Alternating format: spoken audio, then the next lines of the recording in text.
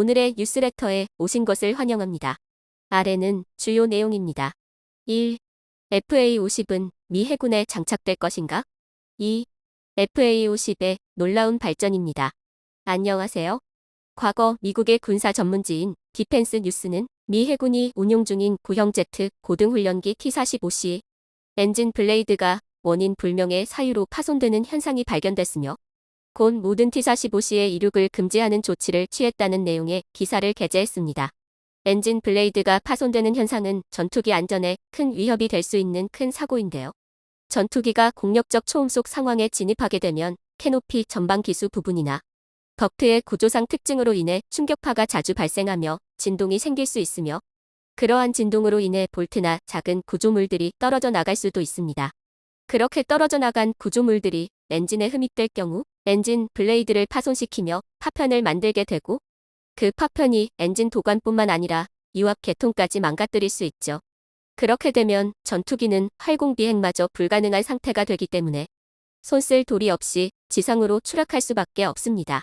그만큼 위험한 상황에 놓여 있는 T-45C의 상태에 미 해군 기관들과 파트너 업체인 롤스로이스는 고장 원인을 파악하기 위해 불철주야 노력하고 있는데요.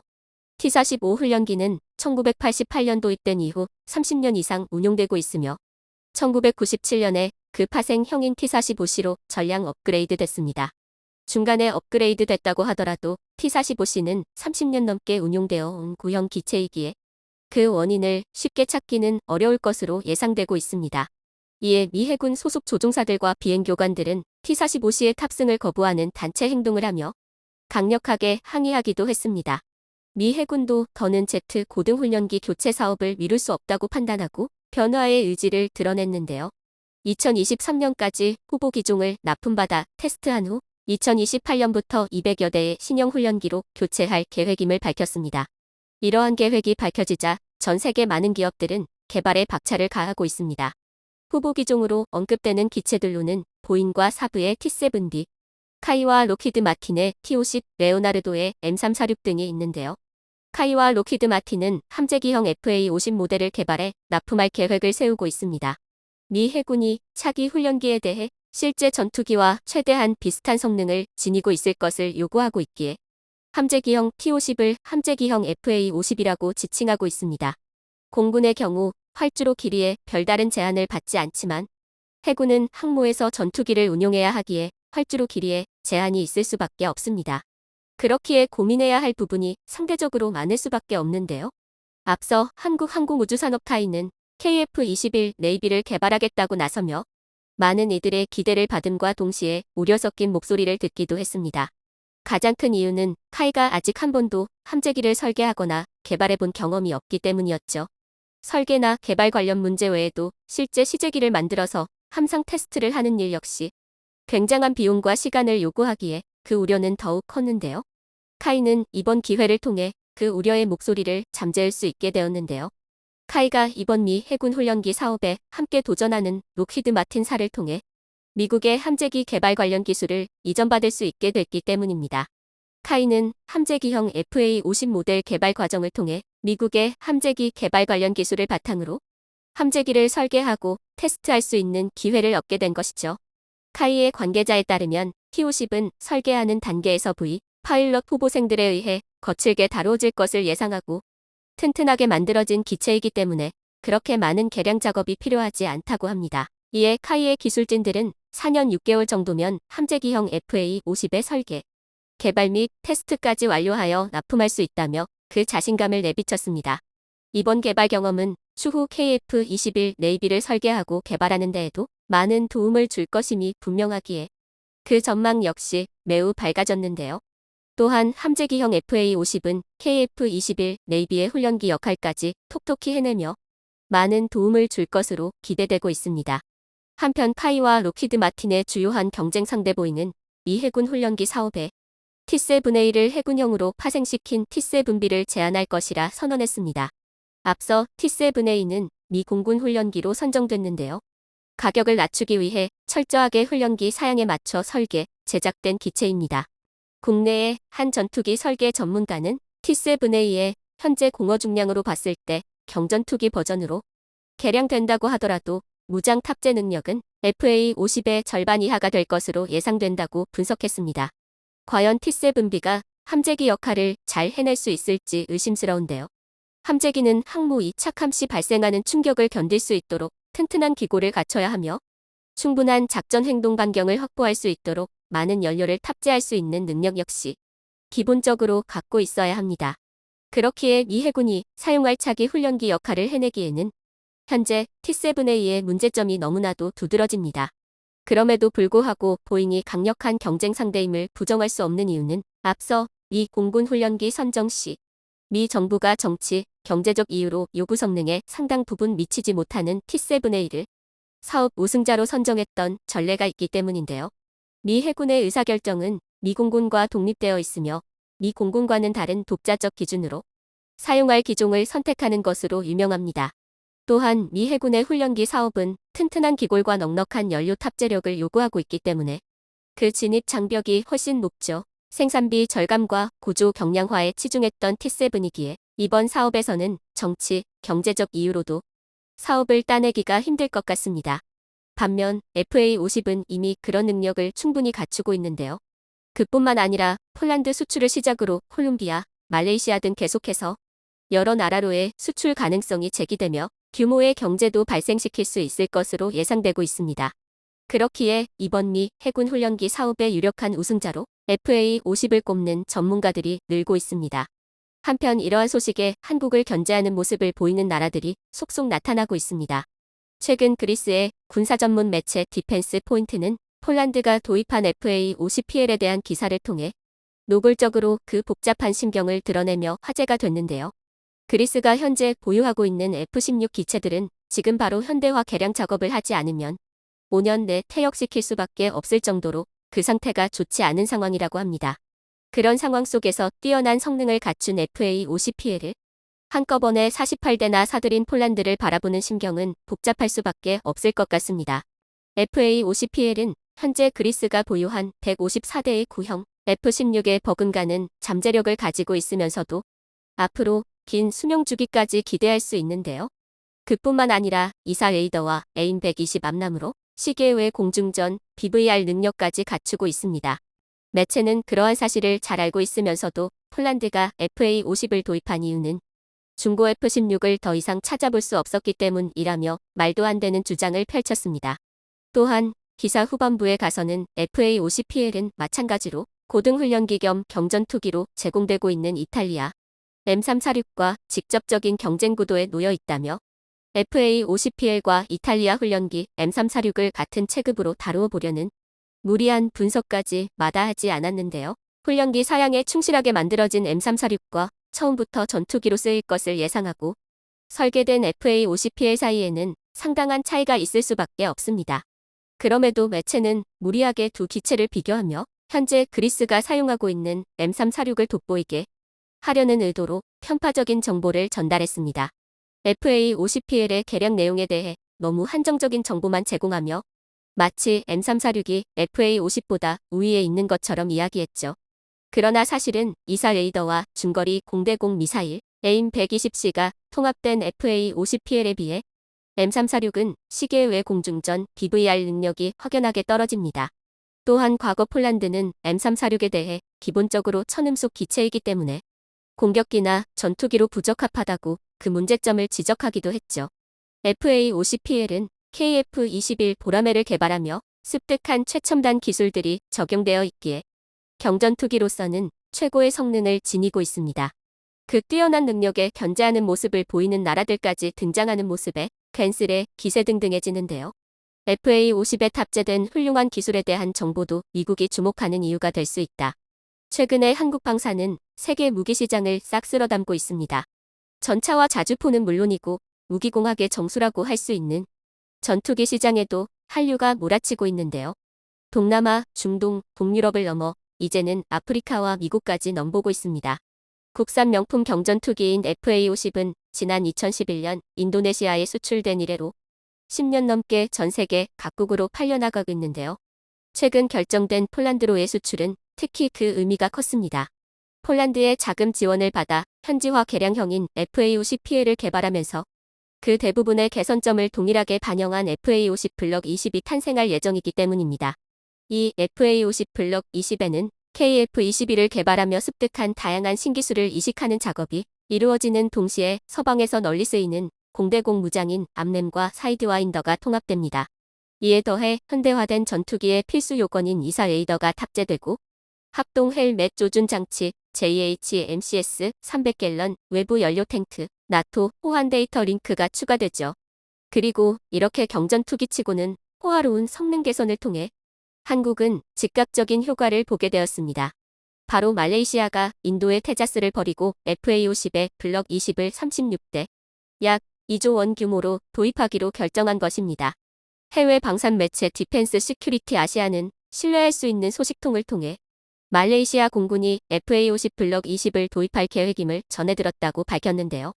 보도에 따르면 말레이시아는 FA50 블럭 20의 이사 레이더, 데이터 링크, 암램과 사이드 와인더 통합, 그리고 GG38 잼의 통합을 눈여겨본 것으로 보입니다. 말레이시아 공군은 이러한 성능을 갖춘 FA50의 새로운 변종은 어떠한 상황에도 대처할 수 있는 능력이 가장 많다며 한국의 무기를 채택한 배경을 밝혔습니다.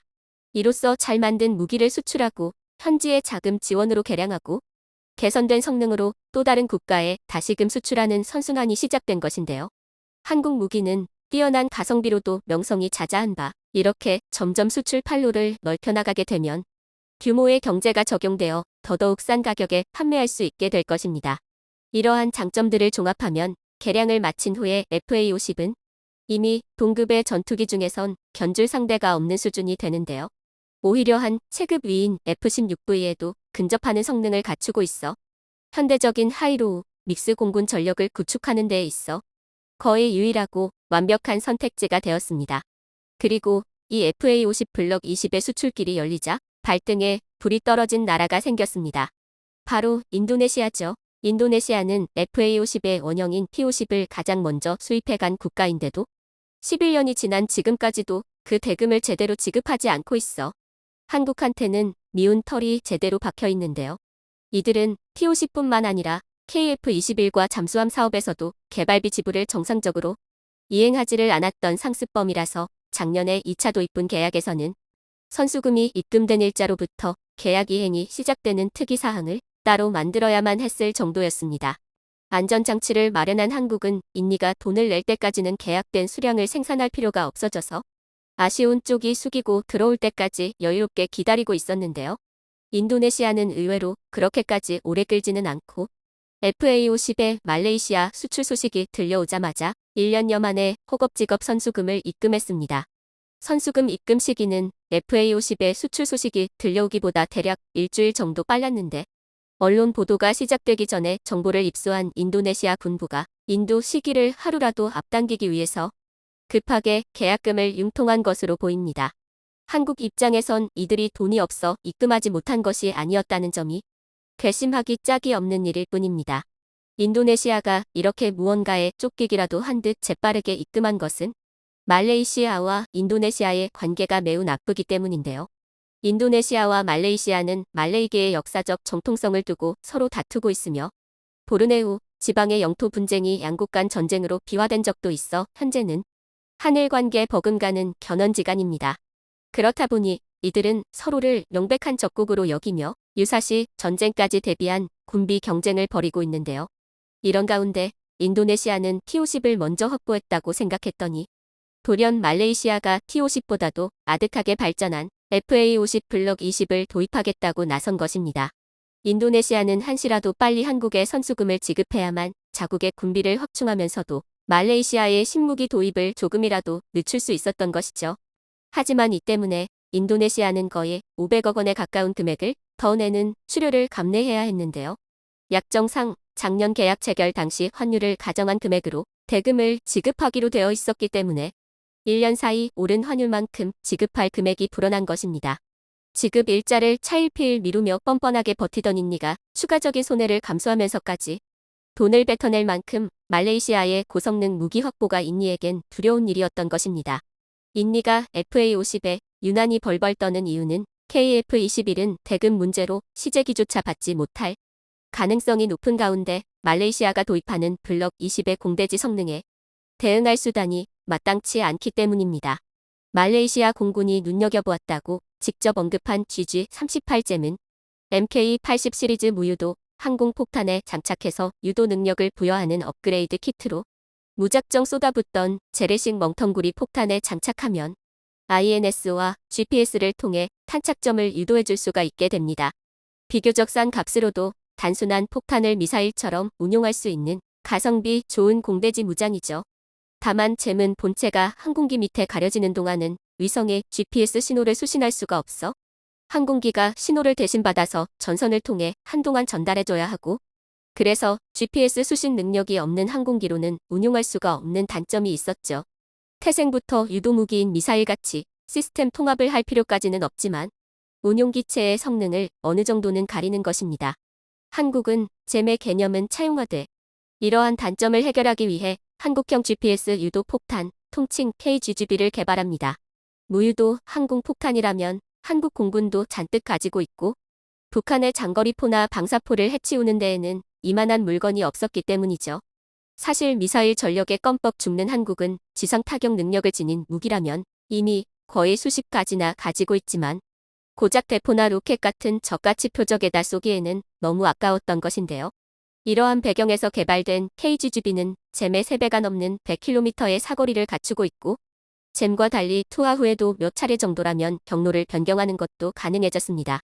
이를 통해 적 방공 전력의 요격권 밖에서 어느 정도 이동하는 표적까지도 공격할 수 있게 되었습니다. 그리고 잼과 가장 큰 차이점이 바로 조종사가 직접 들고 타는 터치 스크린 장비로 이 장비로 GPS 신호 수신, 표적 할당, 조작 등을 모두 해결할 수 있어 항공기는 사실상 KGGB 본체를 기계적으로 탑재 분리만 할 수 있으면 됩니다. 잼의 완전한 상위 호환인 셈이죠. 말레이시아 역시 잼을 운용할 수 있는 점을 꼽아 FA50을 도입하지만 요구 성능상 완전한 우위인 만큼 차후 KGGB 역시 수입해갈 수 있습니다. 최근에는 마침 태국이 이를 수입해서 과거 한국이 수출한 T-50TH로 운용하겠다고 밝혔는데요. 외신에 따르면 사우디에 이어 태국이 내년 전력화를 목표로 LIG 넥스원으로부터 미공개 수량의 KGGB를 사갔다고 합니다. 태국 역시 동남아의 맹주 자리를 두고 인도네시아와 다투고 있어 양국이 좋은 관계라고는 도저히 말할 수 없죠. 주변국이 차례차례 한국의 고성능 무기를 두르고 군비를 증강하는 상황. 인니는 한국을 상대로 더 이상 뻔뻔한 태도를 일관할 수가 없어졌습니다. 완납하지 못했다고는 하나 자신들이 댄 자금으로 개량된 무기를 다름 아닌 적국이 사서 부르고 있는 웃지 못할 상황이기 때문입니다.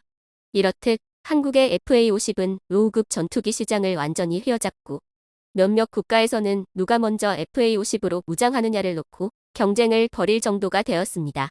반면 개발 당시 FA50의 가장 까다로운 경쟁자로 여겨지던 스웨덴의 제이스민 39 그리펜은 8년 동안이나 단 한 건의 계약도 따내지 못해 이젠 시장에서의 경쟁력을 완전히 잃어버렸다고 평가받고 있죠.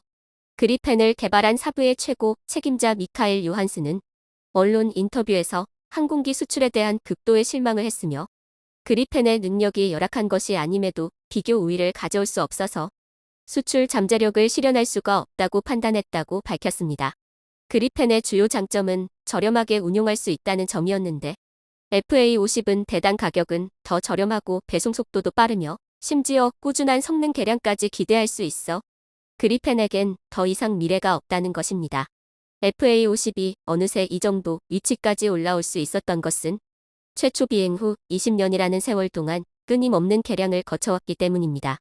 강한 국력을 위한 신념으로 지치지 않는 뜬걸음을 계속해온 한국 방산업계의 기술자들이 지금의 대체 불가 FA50의 지위를 만든 것이죠. 이들이 신념으로 지새운 수많은 밤과 낮의 결과가 세계 전투기 시장의 석권이며 국산 초음속 전투기 KF-21의 탄생입니다. 앞으로 KF-21이 양산되게 되면 그 FA50조차 뛰어넘는 성능에 전 세계의 방산 시장은 다시 한번 충격을 받고 한국의 공장은 문전성시가 될 것입니다. 우리는 그 공이 모두 한국 방산 기술자분들께 있음을 잊지 말아야 할 것입니다. 시청해주셔서 감사합니다.